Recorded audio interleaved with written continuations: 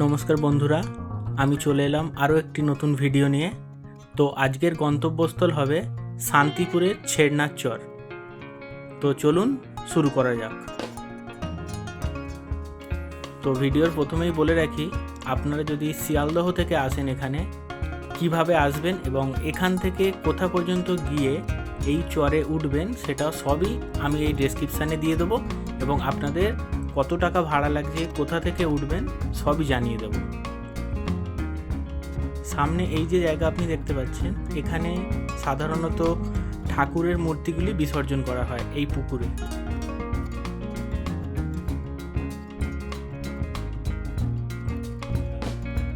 Station থেকে নেমে আমরা শান্তিপুর ফেরিঘাটের দিকে রওনা দিয়েছি টোটোতে করে। তো আপনারা সকলেই জানেন শান্তিপুরের শাড়ি জগৎ বিখ্যাত।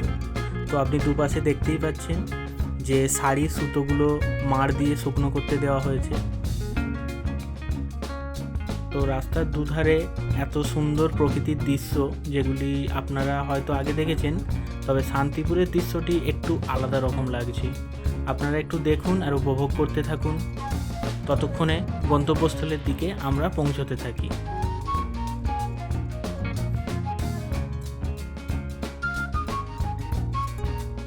রাস্তার দুপাশে সারি সারি কলা গাছের বাগান দেখা যাচ্ছে, এবং এখানে রাস্তার ধারে আরও দেখতে পেলাম যেগুলি হচ্ছে পাট গাছের ক্ষেত করা হয়েছে এখানে। আর অবশেষে আমরা চলে এলাম শান্তিপুর বড়বাজার ফেরিঘাটে। এখান থেকেই আমরা যাব ছেড়নার চরে, নদীর ওপারে পারাপার হতে হবে। তো এখানে বন্ধুরা আপনারা দেখতেই পাবেন কত মানুষ এপার থেকে ওপারে যাবে, কিন্তু আমরা যে দ্বীপে যাব সাধারণত সেই দ্বীপে কোনো মানুষ যায় না। তো আমরা আজ ওই দ্বীপেই যাব, এটাই হচ্ছে আজকের আমাদের ভিডিওর মূল আকর্ষণ। আর এইটা হচ্ছে পুলিশের ছোট একটা লঞ্চ, যেগুলি নিয়ে ওরা পাহারা দেয় এদিক থেকে ওদিকে কোনো মানুষ যাচ্ছে কিনা, যে চরে যাওয়া নিষিদ্ধ আছে। তো সামনে দেখা যাচ্ছে এই নৌকাটা, সম্ভবত এই নৌকাই আমাদের নিয়ে পারাপার করবে। তো দেখা যাক মাঝি কখন আসবে। আর আপনাদের এটাও জানিয়ে দেবো নৌকা করে ভাড়া কত লাগছে। ফাইনালি আমরা চলে এসেছি নৌকার উপরে, নৌকায় করে পারাপার হচ্ছি। আর দূরে ওই যে একটা বয়স্ক ব্যক্তিকে দেখা যাচ্ছে, উনি সম্ভবত ওই চরে একা থাকেন, আর কেউই থাকে না ওখানে।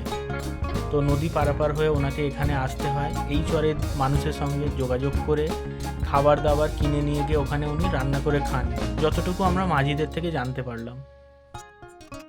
তো ফাইনালি চলে এলাম ওই দ্বীপে। তো আপনারা দেখতেই পাচ্ছেন দ্বীপে কোনো মানুষজন নেই, শুধু আমি একা আছি আর আমার একটা বন্ধু ক্যামেরাম্যান, ওনার সঙ্গে আমি যাচ্ছি। দূরে আপনারা ভালোই দেখতে পাচ্ছেন যে পাটের ক্ষেত আছে, কোনো মানুষজন পশু পাখি কাউকেই দেখা যাচ্ছে না একদমই। হাঁটতে হাঁটতে চলেই এসেছি এদিকে। দেখুন মাঠের দুদিকে এটা রাইয়ের ক্ষেত, এগুলিকে সম্ভবত এনারা তিল বলে, এই তিলের তেল হয়। তো বন্ধুরা এত প্রখর রোদে হাঁটতেও তেমন একটা আমাদের ভালো লাগছে না, তবুও আপনাদের ভিডিওর জন্য আমরা এসেছি এই জায়গাটাকে এক্সপ্লোর করে আপনাদের সামনে তুলে ধরবো বলে। গরমও হচ্ছে খুব, আকাশে একটুকু মেঘ নেই যে বৃষ্টি হবে, সেই বৃষ্টিরও কোনো আভাস নেই। তো দেখাবো আপনাদের কতটুকু জায়গা জুড়ে এই চরটির অবস্থান, এবং এখানে যদিও কিছু থাকে, মানুষজন পশু পাখি কতটা আছে সেটাও আপনারা ভিডিওর মধ্যে দেখতে পাবেন। চলুন দেখা যাক কিভাবে দেখাই। দূরে আপনারা দেখুন কোনো প্রান্তরে কোনো মানুষজন পশু কিছুই নেই। হ্যাঁ দেখুন আপনারা কিছুই নেই। এই যে সবুজ ক্ষেতটি দেখা যাচ্ছে, এটা সম্ভবত পাটের ক্ষেত। এই পাট ক্ষেতের ভিতর দিয়ে আমরা হেঁটে হেঁটে চলেছি। আর দূরে একটা দেখতে পেলাম, দেখুন একটা সোলার প্যানেল বসানো আছে, যেখান থেকে সম্ভবত বিদ্যুতের সাপ্লাই হতো, কিন্তু সেটি রক্ষণাবেক্ষণের অভাবে নষ্ট হয়ে গেছে। চলুন আরও সামনের দিকে এগিয়ে যাওয়া যাক, গিয়ে দেখা যাক আরও কিছু আছে কিনা। দ্বীপের মধ্যে শুধু সবুজে ঘেরা প্রান্তর দেখতেই পাচ্ছি, বড় তেমন কিছু একটা গাছ নেই। ছোট ছোট সামনে বেনা গাছ, পাট ক্ষেত, এইগুলিই দেখা যাচ্ছে, আর কিছুই দেখা যাচ্ছে না চোখে। এটা দিয়ে হাঁটতে শুধু একটাই ভয় লাগছে যে সাপ যদি না এখানে চলে আসে।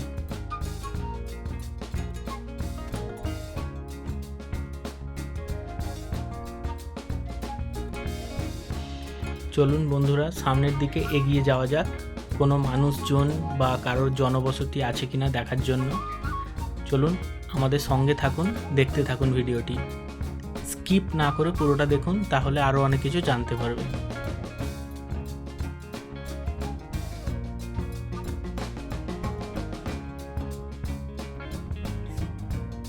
মাঠের চারিদিকে শুধু সবুজে ঘেরা বন, আর শহরে থাকাকালীন অবস্থায় আমরা তো এরকম বন দেখতেই পাই না, তাই আমারও এই সবুজে ঘেরা প্রান্তর এতই ভালো লাগে যে আমি বারবার ছুটে আসি এই জিনিসগুলো দেখার জন্য।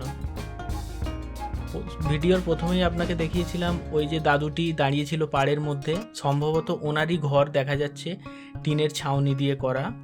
চলুন দেখা যাক ওখানে ওনার পত্নী বা কেউ আছে কিনা, ছেলেপুলে কেউ আছে কিনা, ওটাই দেখব। তো চলুন সামনে একটু এগিয়ে যাওয়া যাক।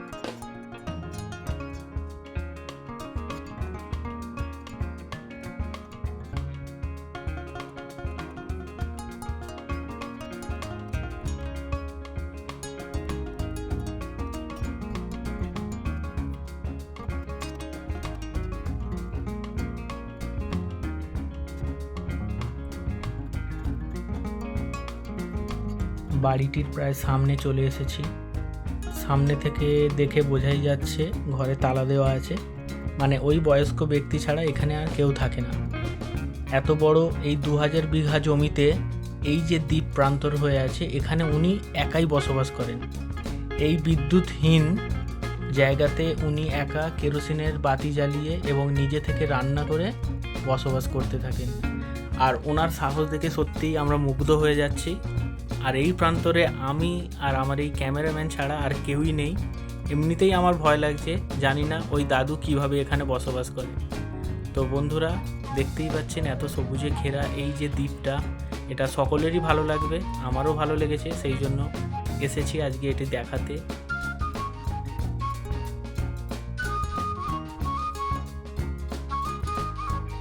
তো চলুন একটু ঘুরে দেখানো যাক আরও কি আছে এই দ্বীপের প্রান্তরের ভিতরে।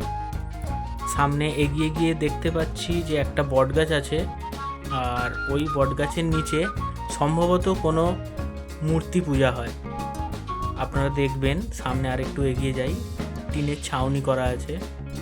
এমনিতে যাওয়ার সময় ভয়ও লাগছে, ভূতের বা অন্য মানুষের তো কোনো এখানে ভয় নেই। এখানে শুধু ভয় হতে পারে কোনো রকম সাপের বা পোকামাকড়ের।